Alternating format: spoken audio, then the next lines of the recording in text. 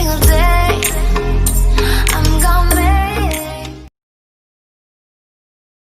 Exams काफ़ी करीब आ गए हैं ना, ऐसे में आपको एक चैप्टर की रिवीजन लेना बहुत ज़रूरी होता है। तो इसीलिए मैं विशेष गोयल आपके सामने लेकर आया हूँ क्लास 12th की बिजनेस स्टडीज़ का जो पहला चैप्टर है nature and significance of management, उसकी शॉर्ट समरी। इससे आपका पूरा चैप्टर बहुत आसानी से रिवाइज हो जाएगा। तो यहाँ पे मैंने आपके सामने खोली एनसीईआरटी की पीडीएफ, जो बीएससी की जो बुक है उसकी पीडीएफ खोली हुई है मैंने, और इसी के थ्रू मैं आपको शॉर्ट समरी देने वाला हूँ। तो शुरू करते हैं बिना टाइम वेस्ट किए। तो अब देखिए, सबसे पहले बात करते हैं मैनेजमेंट के बारे में। तो बेसिकली ये है यहाँ पे definition. Management is the process of designing and maintaining an environment in which individuals working together in groups efficiently accomplish selected aims. ये डेफिनेशन दी है हैरल्ड कून्स ने। इस डेफिनेशन को याद करना ज़रूरी है। आगे बढ़ते हैं, यहाँ पे बात करते हैं इफेक्टिवनेस और एफिशिएंसी की। तो इफेक्टिवनेस मतलब काम पूरा करना, एफिशिएंसी मतलब काम को कम कॉस्ट और कम टाइम में पूरा करना। यहाँ पे मैनेजमेंट की कुछ करेक्टरिस्टिक्स होते हैं, जिसमें सबसे पहला करेक्टरिस्टिक है management is goal oriented process. ठीक है, यहाँ पे दूसरे प्रोसेस की बात करते हैं। दूसरा करेक्टरिस्टिक है मैनेजमेंट इज़ ऑल परवेजिव। तीसरा मैनेजमेंट इज़ मल्टी डायमेंशनल, जिसमें 3 आते हैं, management of work, management of people and management of operations. उसके बाद बात करते हैं यहाँ पे जो फोर्थ करेक्टरिस्टिक है वो है management is continuous process. Fifth management is a group activity. Sixth management is a dynamic function. अब यहाँ पे और लास्ट है management is an intangible force. ठीक है, अब बात करते हैं कुछ ऑब्जेक्टिव्स होते हैं मैनेजमेंट के। सबसे पहला होता है ऑर्गेनाइजेशनल ऑब्जेक्टिव। इसमें आते हैं सर्वाइवल, प्रॉफिट और ग्रोथ। दूसरा होता है सोशल ऑब्जेक्टिव्स, यानी सोसाइटी के लिए कुछ काम करना।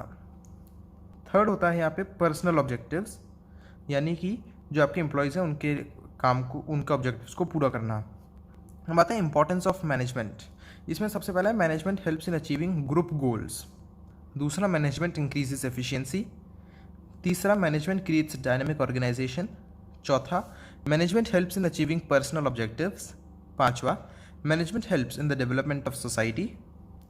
ठीक है, तो ये यहाँ पे हमारे पास पाँच इंपॉर्टेंस हैं। यहाँ पे बात करते हैं नेचर ऑफ मैनेजमेंट। इसमें सबसे पहला है management as an art.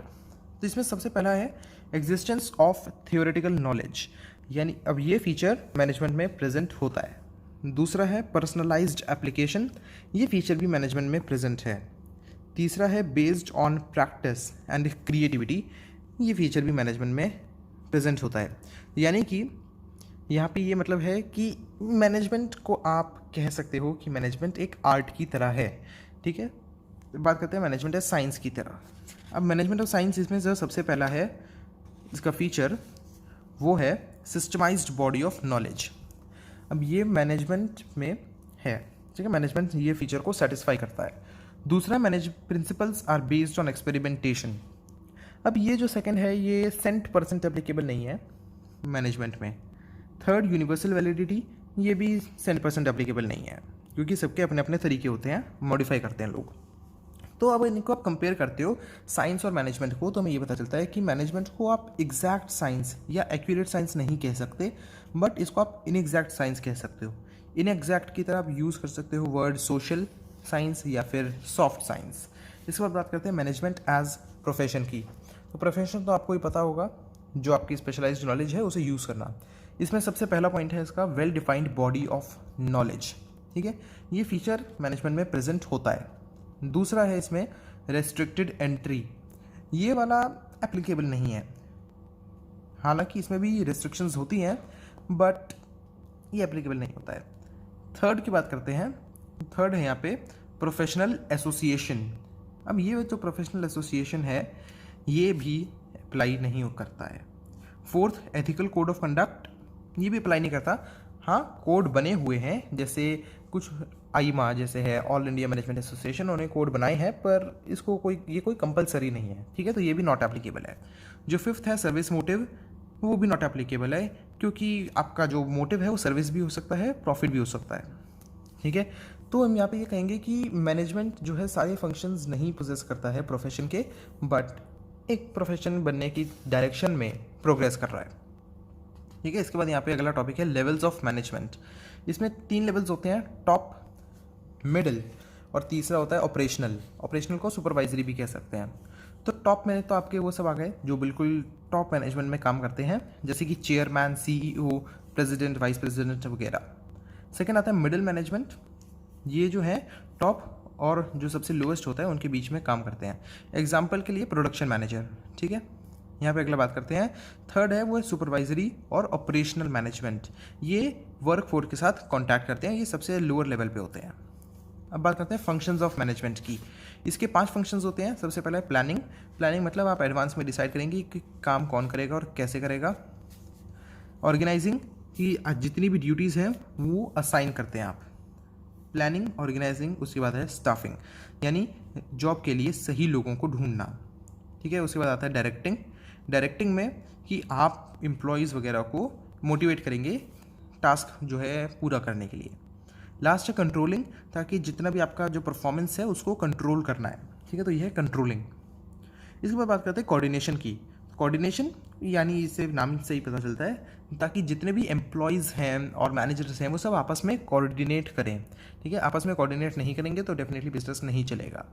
Coordination कोई फीचर नहीं है मैनेजमेंट का, कोई कैरेक्टरिस्टिक नहीं है, बट एक एसेंस है मैनेजमेंट की, ठीक है। ये मैनेजमेंट में ज़रूरी होती है कोऑर्डिनेशन, वो हर स्टेज पे ज़रूरी होती है।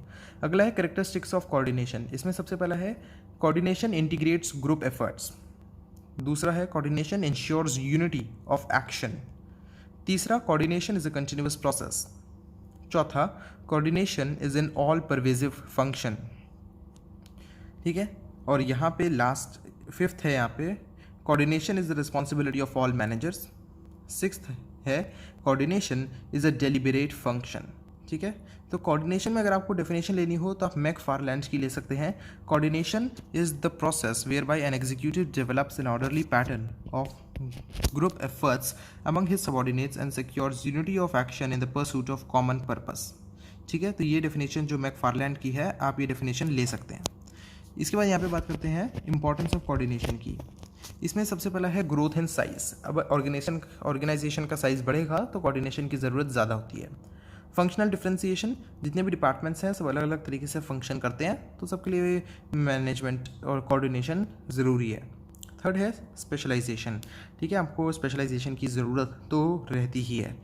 तो बस यही था इसमें, ये जो मैनेजमेंट 21st सेंचुरी नहीं करना है, तो ये इस चैप्टर में तो इतना ही था। और उम्मीद है कि आपको एक ओवरऑल समरी मिल गई होगी, एक आपका रिवीजन हो गया होगा इससे। और आपके एग्जाम्स के लिए आपको बेस्ट ऑफ लक। अगर आपको वीडियो पसंद आई हो, आपको समझ आया हो, तो लाइक ज़रूर कर देना वीडियो को, नीचे कमेंट भी करना, सब्सक्राइब कर देना, बेल आइकन दबाना। मैं बोलता हूँ आपसे अपनी अगली वीडियो में, तब तक के लिए tata bye bye and thank you.